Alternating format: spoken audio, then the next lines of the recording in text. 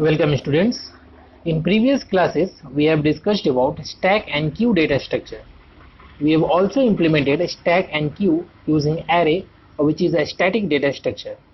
Static means जिसका size run time में, that is during program execution, increase या decrease नहीं कर सकते हैं.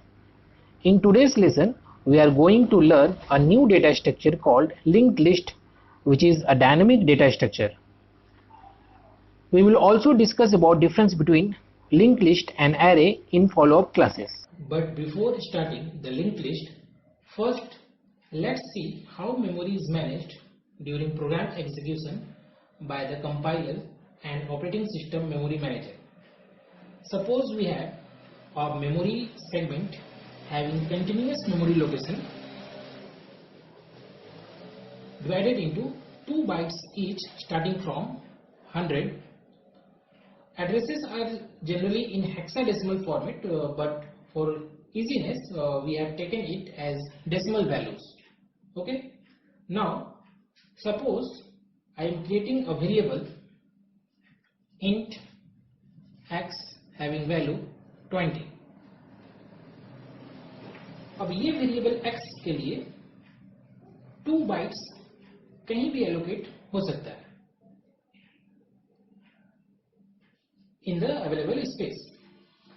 Let's x is allocated at 110 here.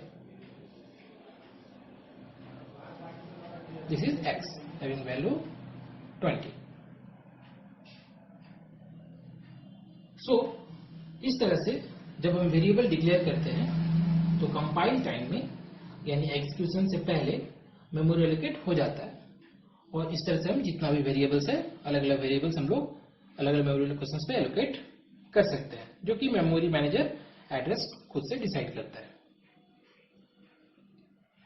Now if you want to allocate multiple memory locations to store group of elements और data then we use क्या use करते हैं हम यूज करते हैं array. Let's we declare an array A to store 5 elements as int a of size 5. Okay.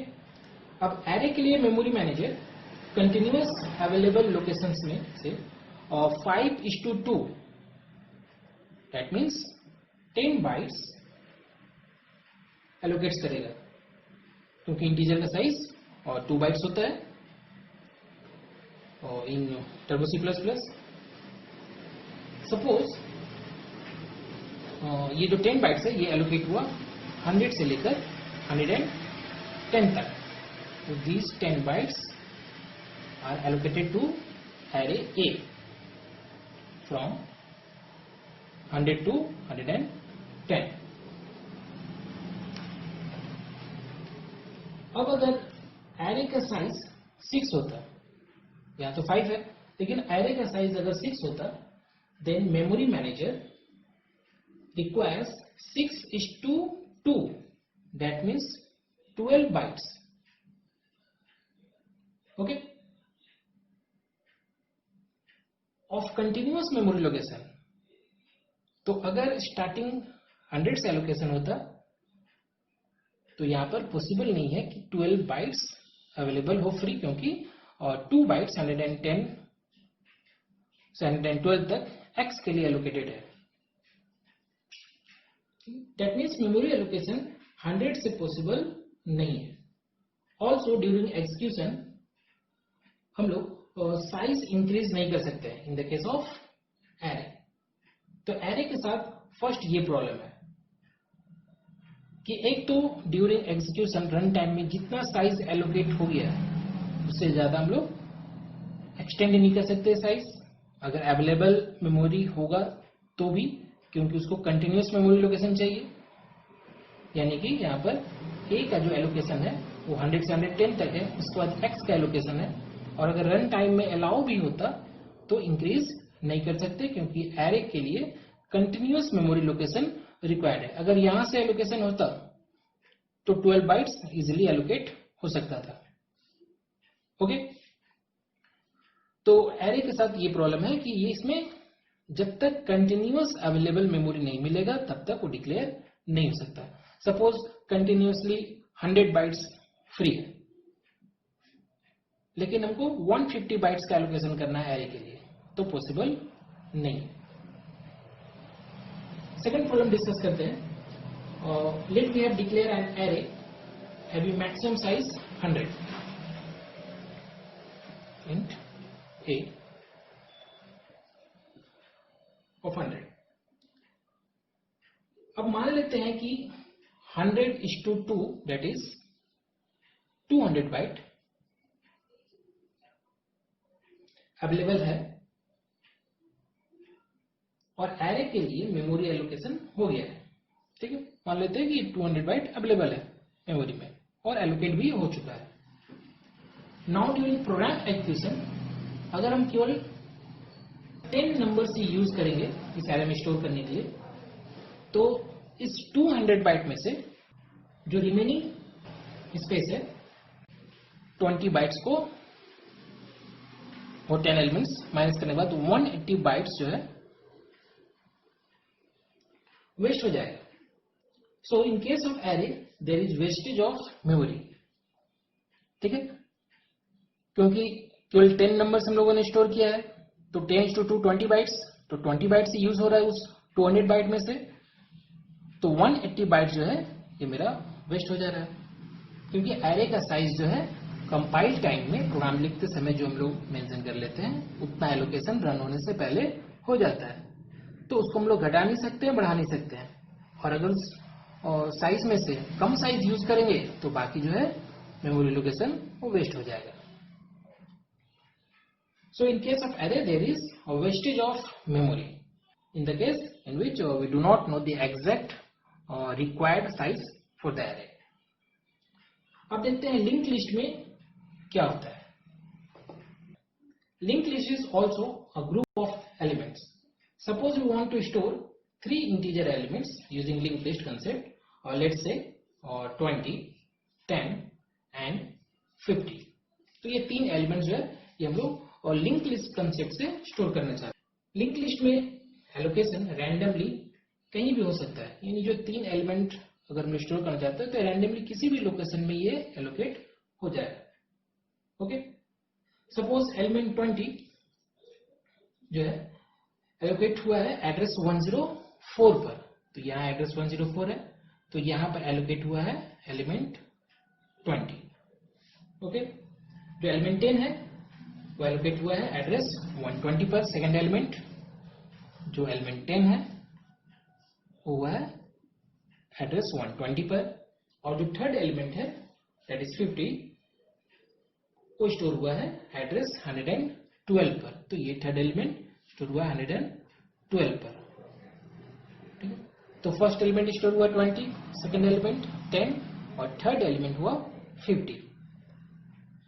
अब अगर ये इंडिविजुअल वेरिएबल्स रहता है तो 3 डिफरेंट वैल्यूज हो गया और ये 3 अलग अलग एड्रेसेस पर है।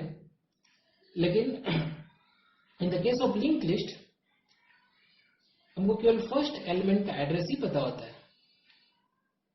ओके, तो अभी ये सारा एलिमेंट डिस्कनेक्टेड है।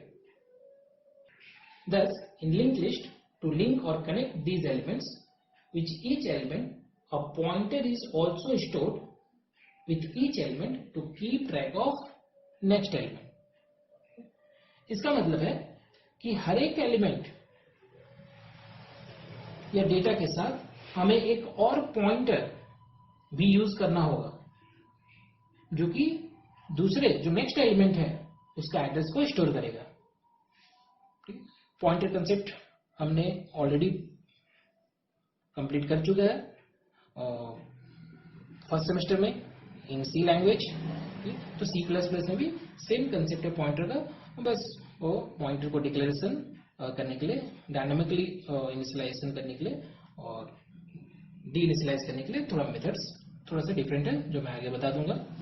And this combination of data and link, हर एक एलिमेंट के साथ एक पॉइंटर भी होगा जो कि एड्रेस पार्ट या लिंक पार्ट होगा, उसमें नेक्स्ट एलिमेंट का एड्रेस स्टोर होगा। 20 जो एलिमेंट है, ठीक है, इसके साथ जो लिंक पार्ट होगा उसमें 10 जो नेक्स्ट एलिमेंट है 10 इसका एड्रेस रहेगा। और 10 का जो लिंक पार्ट है उसमें 50 जो एलिमेंट है उसका एड्रेस स्टोर होगा, और 50 जो है उसका एड्रेस पार्ट में कोई भी एड्रेस नहीं होगा, वो नल वैल्यू होगा।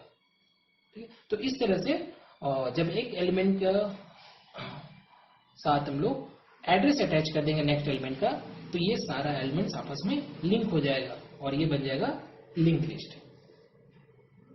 And this combination of data and link, that is address part, is called node. ठीक है, इज कॉल्ड नोड। ओके, तो यहां पर एग्जांपल में जो फर्स्ट एलिमेंट है 20, ये हो गया इसका डेटा पार्ट, और इसका एड्रेस पार्ट, लिंक पार्ट हो गया मेरा ये, और ये जो कॉम्बिनेशन बना ये हो गया मेरा नोड, ये मेरा हो गया फर्स्ट नोड। ओके, तो लिंक लिस्ट में हम लोग और कंसेप्ट पढ़ेंगे कि जो फर्स्ट नोड है वो स्टोर होता है हेड नोड, हेड पॉइंटर में। तो इसका जो एड्रेस है, सपोज ये 104 था, तो ये जो हेड है, जो फर्स्ट नोड है, इसको हेड या फर्स्ट भी हम लोग बोल सकते हैं या स्टार्ट भी बोल सकते हैं, तो ये पॉइंट करेगा फर्स्ट नोड को, यानी हेड नोड और फर्स्ट नोड इक्विवेलेंट हुआ। ठीक है, अब ये जो नेक्स्ट नोड है हम लोग का 10, ये हो गया इसका डेटा पार्ट, और इसका लिंक पार्ट में इसका जो एड्रेस है 120, तो ये जो एड्रेस है ये कहां स्टोर होगा, इसका लिंक पार्ट में 120। Then we can say that node 2 points to node 1 points to node 2। तो सेकेंड नोड का जो एड्रेस है फर्स्ट नोड का एड्रेस है लिंक पार्ट में स्टोर होगा, तो हम लोग बोलेंगे ये दोनों नोड अब आपस में लिंक हो गया है। ओके, सिमिलरली जब थर्ड नोड हम लोग क्रिएट करेंगे, तो ये उसका डेटा पार्ट हो गया 50, इसका एड्रेस 112, तो ये जो 112 है ये स्टोर होगा यहां पर, तो बोलेंगे नोड 2 पॉइंट्स टू नोड 3, और ये दोनों नोड भी लिंक हो गया। जो लास्ट नोड है 50, इसका एड्रेस पार्ट में किसी का भी एड्रेस नहीं रहेगा, क्योंकि इसके बाद और कोई नोड नहीं है, तो यहां पर स्टोर रहेगा नल। ठीक है, तो ये एक डायग्राम बन गया हम लोग को लिंक लिस्ट का। तो इस फिगर में हम लोग देख रहे हैं कि हर एक एलिमेंट के साथ एड्रेस पार्ट में नेक्स्ट एलिमेंट या नोड का एड्रेस स्टोर है। तो फर्स्ट नोड का एड्रेस हेड पॉइंटर में स्टोर होता है, और लास्ट नोड का एड्रेस पार्ट में नल वैल्यू स्टोर होता है। ओके, अब देखते हैं लिंक लिस्ट वर्क कैसे करता है। तो लिंक लिस्ट में जनरली हमें हेड यानी कि फर्स्ट नोड का एड्रेस पता होता है, तो इसका एड्रेस पता होता है। ठीक है, तो अगर फर्स्ट नोड का एड्रेस पता है, तो हमें उसके लिंक पार्ट से सेकेंड नोड का, फर्स्ट नोड यानी कि ये हेड यानी कि फर्स्ट नोड, तो इसे में सेकेंड नोड का एड्रेस मिल जाएगा। ठीक है, यानी कि हम सेकेंड नोड को अब एक्सेस कर सकते हैं, सेकेंड नोड को एड्रेस एक्सेस कर सकते हैं।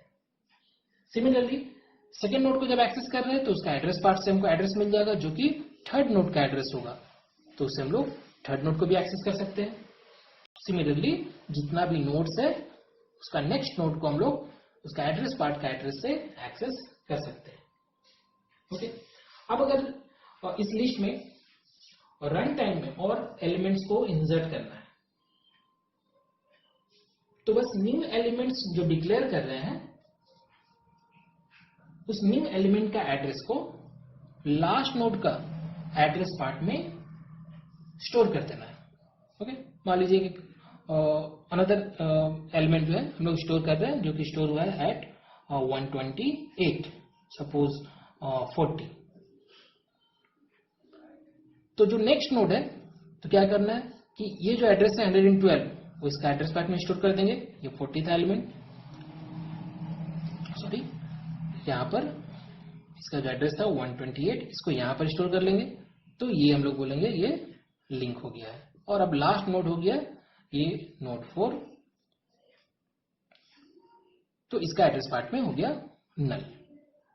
तो जब भी एक नया नोड को इंसर्ट करना होगा, तो उस नोड का एड्रेस जो प्रीवियस लास्ट नोड था उसका एड्रेस पार्ट में स्टोर कर देना होगा। ओके, इस तरह से अवेलेबल स्पेस में कितना भी एलिमेंट स्टोर कर सकते हैं यूजिंग लिंक लिस्ट। तो यहाँ पर बिगिनिंग में साइज मेंशन करने का जरूरत नहीं है। ड्यूरिंग रन टाइम एग्जीक्यूशन में अवेलेबल स्पेस में कितना भी एलिमेंट्स को स्टोर कर सकते हैं। तो एरे की तरह ये स्टैटिक नहीं है, ये डायनेमिक डेटा स्ट्रक्चर हो गया। ओके, तो लिंक लिस्ट जो है, जो नोड्स है लिंक लिस्ट का आर डिक्लेयर्ड यूजिंग स्ट्रक्चर और C++ क्लासेस। अगर सी में डेटा स्ट्रक्चर, सी में अगर हम लोग लिंक लिस्ट क्रिएट कर रहे हैं तो स्ट्रक्चर यूज कर सकते हैं, और अगर C++ में हम लोग लिंक लिस्ट क्रिएट कर रहे हैं तो स्ट्रक्चर और क्लासेस दोनों को यूज कर सकते हैं। And for making it dynamic, pointers are also used to declare nodes and also pointers used to store address of nodes. Insertion and deletion process will be discussed in further classes.